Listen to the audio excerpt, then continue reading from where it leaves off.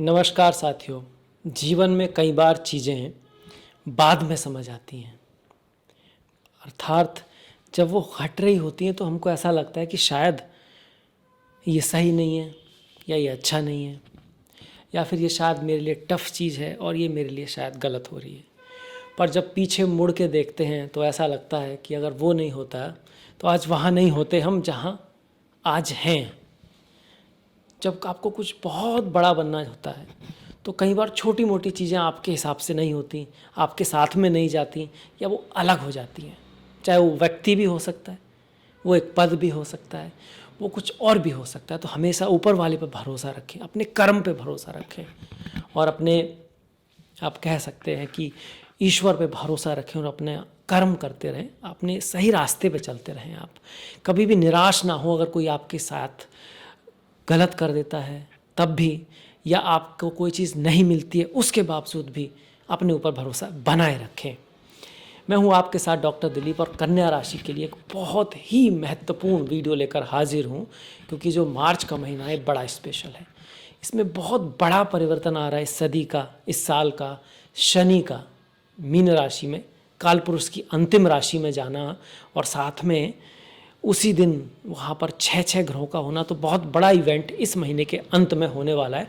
उसका क्या असर होगा, इसके साथ साथ पूरे महीने में मंगल जो आपके 10वें भाव में, उसका आप पर क्या असर रहेगा, गुरु जो कि आपके 9वें भाव में है वृषभ राशि में, उसका ऊपर आपके ऊपर क्या असर रहेगा, और शनि और सूर्य, इनमें से शनि अंत में तो जा रहे हैं आपके, है ना, तो आखिरी उनका पड़ाव आपके लिए क्या लेकर आएगा। और साथ में सूर्य 14 तारीख को आपके 7वें भाव में आएंगे, जहाँ पर राहु हैं, शुक्र भी वहीं पर वक्री रहेंगे। महीने की शुरुआत से बुध वक्री हो जाएंगे 15 तारीख से आपके 7वें भाव में मीन राशि में। आपके प्रथम भाव में कन्या राशि में ही केतु गोचर कर रहे हैं। तो इन सभी पे दृष्टि डालेंगे कि इनका प्रभाव आपके ऊपर, आपकी हेल्थ के ऊपर, आपके करियर के ऊपर, आपके जीवन में, आपके रिश्तों में, आपके धन पर, या जीवन के जितने भी क्षेत्र हैं सब पर क्या हो सकता है और हम अपनी तरफ से क्या कर सकते हैं। तो चलिए शुरुआत करते हैं। सबसे पहले देख लेते हैं कोई राजयोग बन रहा है, कोई लक्ष्मी योग बन रहा है इस महीने में। अगर कोई राजयोग है या दुर्योग है तो वो क्या है। तो देखिए, ये 4 जो स्थान है ना, पहला, चौथा, 7वां और 10वां, ये 4 भाव होते हैं। इनको विष्णु भगवान से जोड़ते हैं, इनको विष्णु स्थान कहते हैं, या फिर इनको हम कई बार ना केंद्र के ग्रह, केंद्र स्थान भी कहते हैं। जब इनका मिलन, विष्णु जी का मिलन, ये जो लक्ष्मी स्थान है आपका 5वें और 9वें से होता है, तो उसको हम राजयोग कहते हैं। ये ज्योतिष में बहुत महत्वपूर्ण एक योग है, चाहे जन्म कुंडली में बने या फिर गोचर में बने, ये बेस्ट रिजल्ट देता है, अच्छे रिजल्ट देता है। पर उसकी दशा महादशा आपकी होनी चाहिए, ये भी ज़रूरी है। तो बुध जो हैं, जो आपके 2 केंद्रों के मालिक हैं, वो बैठे हुए हैं शुक्र के साथ। तो राजयोग तो बना है 7वें भाव में, लक्ष्मी नारायण योग बना है 7वें भाव में आपके। तो व्यापार से लाभ होगा, बिजनेस में लाभ हो सकता है, पार्टनरशिप में लाभ हो सकता है, आपके पार्टनर को लाभ हो सकता है, दूसरे लोगों से लाभ हो सकता है। और ये जो है ना 10वें से 10वें भाव भी है 7वें भाव। अगर 7वें भाव से हम गिनते हैं तो 1 2 3 4 5 6 7 8 9 10, ऐसे 10वें भाव से अगर गिनते हैं तो ये 10वें से 10वें है 7वें भाव, इसलिए बहुत महत्वपूर्ण है। और इसमें अगर राजयोग बने तो खास करके पब्लिक लाइफ में कुछ बहुत बड़ा होता है, नेम फेम मिलना, उस तरह से ये महीना बहुत महत्वपूर्ण है। और बहुत सारे ग्रह यहाँ पर इसी चीज़ को बताते हैं कि आपकी जो पब्लिक लाइफ है वो बढ़ने वाली है। ये जो भाव है वो यात्रा का भी है, ट्रैवल का भी है, तो यात्राएं आपके जीवन में आ सकती हैं। बुध और शुक्र, अब ये यात्राएं कैसी होंगी, इनमें से ऐसी यात्रा हो सकती है जिसकी आप बहुत दिनों से प्लानिंग कर रहे हो। बिजनेस में कुछ ऐसा हो सकता है जिसको आप बहुत दिनों से करना चाह रहे हो, ट्राई कर रहे हो, पर हो नहीं रहा है, और वो नए रास्ते ये महीना खोल दे। क्योंकि दो ग्रह वक्री हैं, वक्री मतलब पीछे की जाते हुए, पीछे से कोई सफलता मिलना, पुरानी चीज़ों से कोई सफलता मिलना, बहुत कोई ऐसा अटका हुआ काम हो जाना। कौन कौन से 2 ग्रह वक्री चल रहे हैं आपके, बुध और शुक्र। इनमें से शुक्र तो 2 तारीख से ही वक्री हो जाएंगे, बुध जो है वो आपके 15 तारीख से वक्री हो जाएंगे। शुक्र रिलेशनशिप है, तो कोई पुराना दोस्त, पुराना फ्रेंड, और कोई आप कह सकते हो आपका पुराना गुरु, पुराना टीचर, पुराना कोई ऐसा व्यक्ति जो आपसे नॉलेजेबल है, उसकी आपको हेल्प मिल सकती है। ये शुक्र बना रहे हैं। आपके जीवन साथी के लाइफ में भी कुछ बहुत बड़े अच्छे परिवर्तन आ सकते हैं। हायर एजुकेशन के लिए आप कहीं ट्राई कर रहे हैं, या फिर ऑलरेडी जो स्टूडेंट हैं, जो पढ़ाई कर रहे हैं, जो हायर एजुकेशन अचीव कर रहे हैं, तो उनके लिए ये महीना अच्छा होने वाला है। क्योंकि जो 9th लॉर्ड है, जो नवम भाव है, जो गुरुओं का, टीचर का, हायर एजुकेशन का, धर्म का, लॉ का है, आविष्कार का भी है, उसका स्वामी सप्तम में आ रहा है। सप्तम भाव है मैरिज का, पार्टनरशिप का। तो मैरिज के लिए, पार्टनरशिप के लिए, बिजनेस के लिए भाग्य आ रहा है, भाग्य आ रहा है। या फिर यात्रा आ रही है, ट्रैवल आ रहा है। उनके जीवन में यात्राएं और ट्रैवल भी आ सकती हैं, या तो पिता की लाइफ में, या फिर पत्नी या स्पाउस की, मतलब आपके पति, जो भी आपके स्पाउस हैं, उनकी लाइफ में। ये कौन बना रहे हैं? बुध और शुक्र। यहाँ पे शुक्र के रोल को हमने ज़्यादा एक तरह से विस्तृत वर्णन किया, पर अगर बुध के रोल की बात देखें तो बुध आप खुद हैं, और आपका खुद का ग्रह जो बुध जो है ना, आपकी राशि के स्वामी है, उसका वक्री होना दिखाता है कि सफलता, धन, पैसा, ये इसके लिए नई चीज़ें उतनी इम्पोर्टेंट नहीं रहेंगी आपके लिए, जितनी कि पुरानी चीज़ें हैं, जो चल रहा है उसी के थ्रू। कोई प्रयास कर रहा है अपने प्रमोशन का, या कोई पुराना व्यक्ति है, तो पुरानी चीज़ों से चीज़ों में बेहतरी आएगी। और ये भी कहता है हमको भी जान पूछ के थोड़ा सा ना एकदम नई चीज़ों में नहीं पड़ना है। उनके लिए महीना बहुत बढ़िया नहीं है। स्वास्थ्य का भी हल्का सा ध्यान रखना है। जब राशि का स्वामी वक्री होता है, दसम का स्वामी भी वक्री है, पर भाग्य के साथ है। मतलब अगर हम चीज़ों में सुधार करेंगे, आगे बढ़ने की बजाय ये देखेंगे कि हमारी दिशा क्या है, सही है या नहीं है, हम जो काम कर रहे हैं वो सही उस समय के अकॉर्डिंग कर रहे हैं या नहीं कर रहे हैं। चीज़ों को भागते रहने की बजाय अगर संवारने की कोशिश करेंगे, सुधारने की कोशिश करेंगे अपने आप को, अपने काम को, या आसपास हमारी जो चीज़ें हैं उनको बढ़ाने की बजाय अच्छा करने की कोशिश करेंगे, तो हमको सफलता अवश्य मिलेगी इस महीने, या इस चीज़ पे हमारा फोकस ज़्यादा होना चाहिए। ये हो गया लक्ष्मी नारायण योग। साथ में ये नवम और दसम का मतलब धर्म कर्म अधिपति योग भी हो गया। ये प्रथम और नवम का योग है, ये भी बहुत बड़ा राजयोग कहा जाता है। तो बहुत अच्छी सिचुएशन कौन बना के बैठे? बुध और शुक्र। तो इनमें से किसी की बुध और शुक्र की दशा आपकी है तो बहुत ही बढ़िया हो गया। पर इसके साथ साथ यहाँ पर सूर्य भी आएंगे। 11वीं राशि में बैठे हुए हैं सूर्य, कुंभ राशि में बैठे हैं 15 तारीख तक, 14 तारीख तक है एक्चुअली। तो 14 तारीख तक सूर्य का यहाँ होना शनि के साथ में, थोड़ा बॉस के साथ बना के रखना है आपको, है ना, और अपनों से बड़ों से थोड़ा बना के रखना है। आपके जो नौकर हैं या आपसे नीचे जो काम करते हैं उनसे पिछले महीने कुछ मतभेद का होना या कुछ इस तरह की चीज़ का होने की संभावना यहाँ पर सूर्य शनि दिखा रहे हैं। 14 तारीख तक कॉम्पिटिटिवनेस आपके अंदर बढ़ाए रखेंगे। स्वास्थ्य के लिए भी अच्छे हैं। लड़ाई झगड़े के रोग कह सकते हो, लड़ाई झगड़े के कहीं ना कहीं योग भी बनाते हैं, पर उसमें आपके जीतने के चांसेस भी दिलाते हैं। पर सूर्य फिर यहाँ आएंगे 14 तारीख के बाद। अब यहाँ आएंगे तो यहाँ पे राहु भी हैं, है ना, और बुध भी हैं। तो बुध के साथ तो ये आपका बुधादित्य योग बन गया, जो कि अच्छा योग है। पर फिर भी सूर्य आपके 12वें भाव के स्वामी है, तो 14 तारीख के बाद स्पाउस के ऊपर, पार्टनर्स के ऊपर, बिजनेस के ऊपर कुछ खर्चा होना, एनर्जी का खर्चा होना, ट्रैवल का होना, यात्राओं का होना, या कोई गिफ्ट देना पड़ना, कुछ खर्चा, कुछ लोगों के ऊपर धन के मामले में खर्चा होना, ट्रैवल का होना, यात्रा का होना, आपके जीवन में या आपके पार्टनर के जीवन में, या बिजनेस के लिए कुछ यात्राओं का होना, ये जो है सूर्य बना रहा है। पर सूर्य जब राहु के साथ में आएंगे तो आपको थोड़ा गुस्से का ध्यान रखना है, थोड़ा सोच समझ के निर्णय लेने हैं, ईगो को ज़्यादा बढ़ाना नहीं है, गुस्से से भी थोड़ा सा बचना है, जल्दबाजी में काम नहीं करने हैं। खास करके बिजनेस में, पार्टनरशिप में, ट्रैवल करने में, यात्राओं में, इनमें आपको विशेष ध्यान देना है। ये भाव स्वास्थ्य को भी बहुत ज़्यादा बेस्ट नहीं बताता है। मतलब स्वास्थ्य के मामले में कोई थोड़ा बहुत बुखार आने की संभावना या कुछ स्वास्थ्य में चेंज आने की संभावना यहाँ पे बनती है जब इतने सारे ग्रह सप्तम में हों। पर आउटर लाइफ के लिए, रिलेशनशिप के लिए, लोगों से जुड़ने के लिए, मैरिज के लिए, शादी विवाह के लिए ये अच्छा है। शनि भी यहाँ पर आएंगे। ये जो महापरिवर्तन होगा 29 तारीख को होगा और शनि यहाँ पर आ जाएंगे। अब ऐसे में आप शनि, सूर्य, बुध, शुक्र, राहु और चंद्रमा भी यहाँ पर होंगे। ग्रहण भी होगा 29 तारीख को। तो ऐसे तो शनि का गुरु की राशि में आना अच्छा ही है, पर फिर भी मैं कहूँगा कि 29 मार्च के आसपास, 25 मार्च से लेके कम से कम 15 आपके अप्रैल तक आपको कोई बहुत बड़ा डिसीजन लेने से बचना है। कितने सारे ग्रह एक ही भाव में, वहाँ पे राहु का भी होना, मैरिज लाइफ में, पार्टनरशिप में, बिजनेस में, पुरानी चीज़ों से जो चल रहा है उसमें आपको कुछ ना कुछ नाम, फेम, ये सब हो सकता है, पर ध्यान ज़रूर रखना है, क्योंकि राहु की एनर्जी आप कह सकते हो छदम होती है। कई बार चीज़ें धोखा हमेशा जैसे खूबसूरत होता है। स्वयं नारायण भी स्वर भानु को पहचान नहीं पाए थे जब तक कि उसने वो अमृत नहीं पी लिया।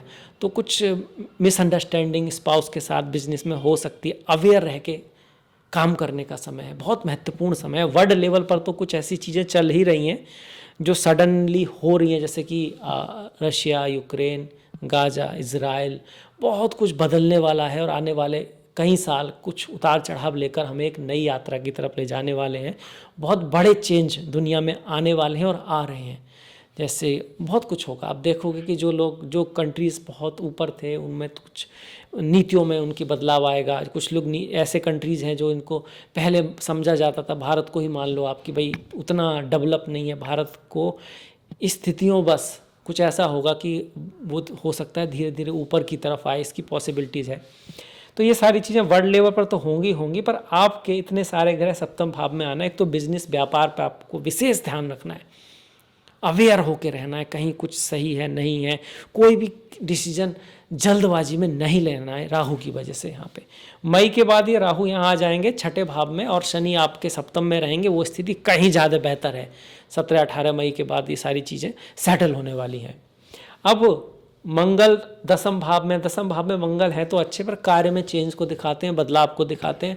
आपको अपनी संगति का बहुत अच्छा ध्यान देना है, बहुत ज़्यादा ध्यान देना है। कहते हैं कि जैसे आपके आसपास के दोस्त हैं, जैसी आप बुक्स पढ़ते हैं, जैसी आप किताबें पढ़ते हैं, जैसी फिल्म आप देखते हैं, वो बहुत आपके जीवन में इम्पोर्टेंस रोल निभाती हैं। आप चाहे तो प्रैक्टिस करके देख सकते हैं। कुछ दिन ना थोड़ी डरावनी फिल्म देखिए, आप कोशिश कीजिए देखने की, और आपको ना डर लगना शुरू हो जाएगा।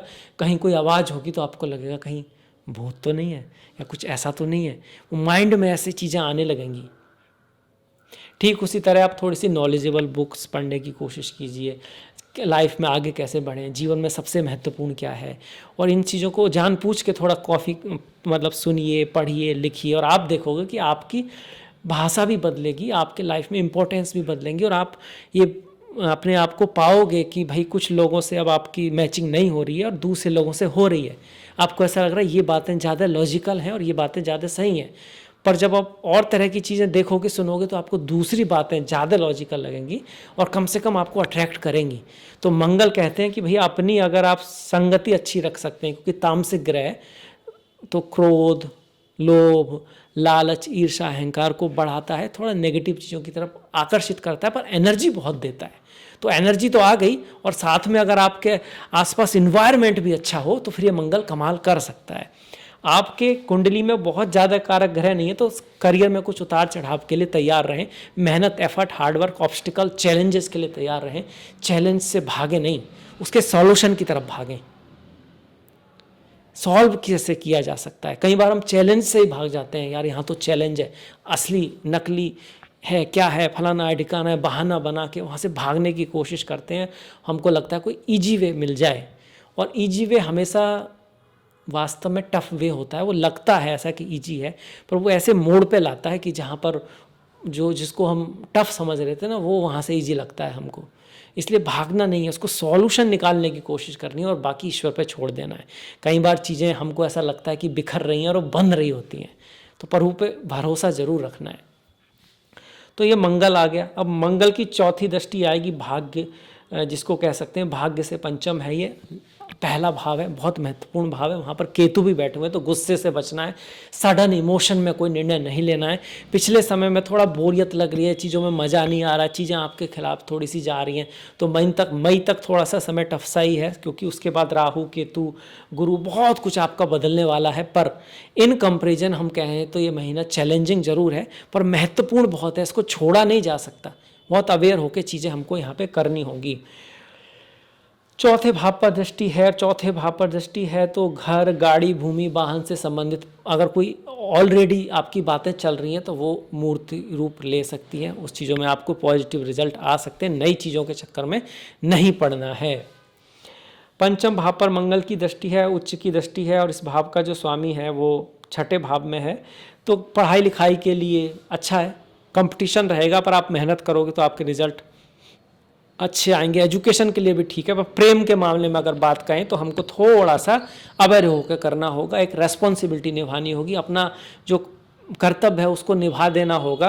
हो सकता है उधर से उतना आपको रेस्पॉन्स ना मिले प्रेम के मामले में।